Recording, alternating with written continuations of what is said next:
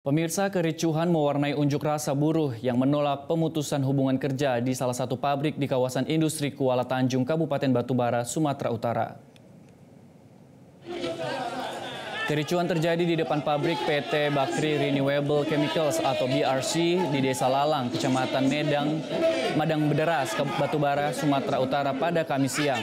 Massa yang tergabung dalam Federasi Serikat Buruh Nikeuba Konfederasi Serikat Buruh Seluruh Indonesia atau KSBSI nyaris bentrok dengan pihak perusahaan.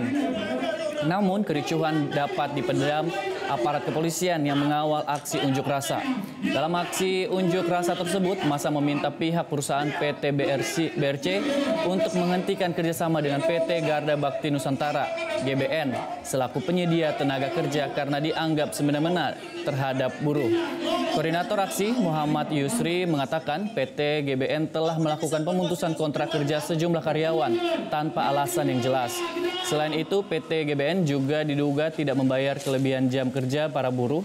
Namun mediasi antara buruh dengan pihak PT BRC tidak membuahkan hasil. Massa buruh pun berencana akan kembali melakukan aksi unjuk rasa hingga tentunya dipenuhi. Akibat aksi unjuk rasa buruh ini, belasan truk tangki tidak dapat masuk keluar area pabrik. Jelajahi cara baru mendapatkan informasi. Download Metro TV Extend sekarang.